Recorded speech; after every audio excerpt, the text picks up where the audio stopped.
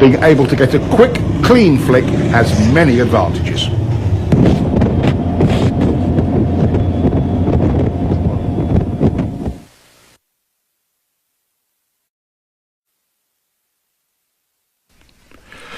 How does the rate you flick the bike affect your line in any series of corners, like these S's?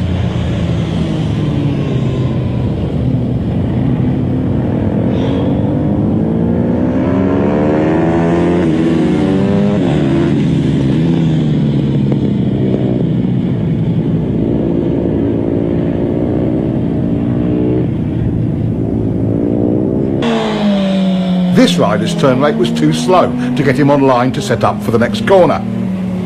This rider makes the same approach, starts his turn at the same place and is running the same speed and with a quicker flick. His setup for the next turn is a perfect line and it will work exactly the same way for you.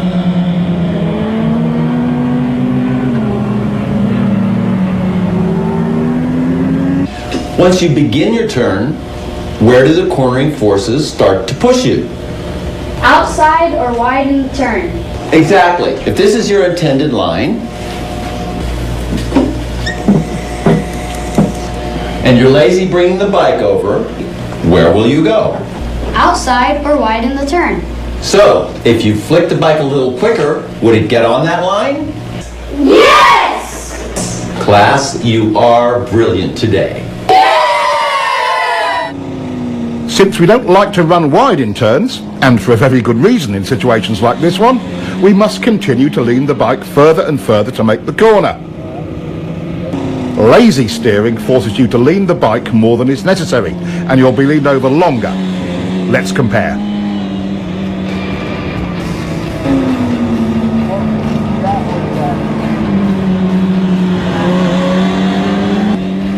The quicker flick brings the bike onto the desired line. No extra lean needed. Look how much space he has on the outside of the turn. That would come in handy on the street, in an emergency, or on the track for speed.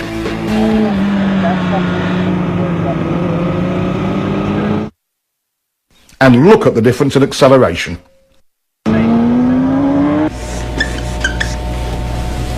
What are the immediate benefits of getting the bike turned quicker? More control. Yes, that's true. But why do we have more control and confidence? Earlier in the gas, better throttle control. And better traction. It's not leaned over as long. More choices on your lines. You get on your line earlier. Less lean angle. I think you've got it.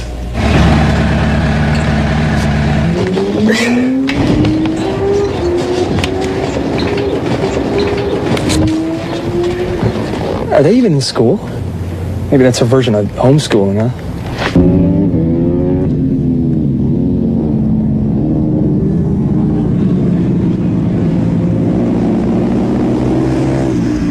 I wish my mom had taken me to the track when I was 10.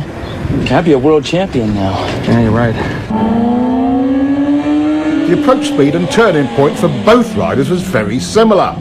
So what was the key difference that got this one through and put this one in the dirt? Let's look again. At this lazy steering rate, even if he leaned it over further, the results would have been the same, or worse. The simple solution is flicking the bike quick enough to make the line.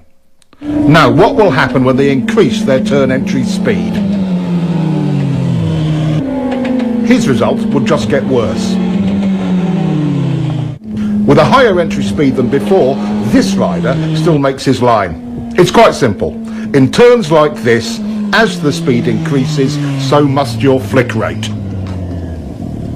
The route to confidence with turn entry speed is nothing more or less than faith in your own ability to get the bike turned quick enough. Okay, we want to be able to turn the bike as quickly as possible for lots of reasons, like accident avoidance, to not run wide in turns or off the road, avoiding being late on the gas and adding excess lean angle.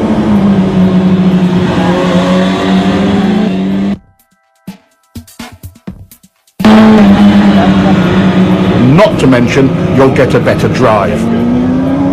How do we make this possible? How do you become efficient with your steering? What works and what doesn't work? The plane of rotation of the bars looks like this. At a steep angle like this, half your input into the bars goes straight down and is a total waste of energy. At this angle, you're still only 75% efficient. Here, your input is in line with bar rotation and is 100% efficient. This is another great example of how understanding the technology puts you in full control. A simple experiment will tell you if what I say is true or not. Get forward on the bike and position yourself directly over the bars and try to push the bike down into a lean. A lot of effort, but not much happens. All motorcycles work this same way. It's the horizontal rotation of the bars that gets the job done. A huge part of rider confidence is knowing you can quickly turn when you want to or need to. It's not about the kind of bike you ride, it's all about control. Some say flicking the bike too quickly is dangerous or makes the bike unstable, but done correctly, it is clean, smooth and efficient. Any questions about flicking your bike? When can't you lean the bike over quickly? Okay, let's figure it out. Could you quick flick your bike if the pavement were wet or slippery? No! Could you quick flick on a cold tire or cold pavement? No! Could you quick flick with a handful of front brake? No! Could you quick flick with a tire that was brand new or not scrubbed in? No! You, could you quick flick with totally worn out tires? No! Do you need to quick flick your bike at low speeds? No! Now, do you get the idea? Yeah!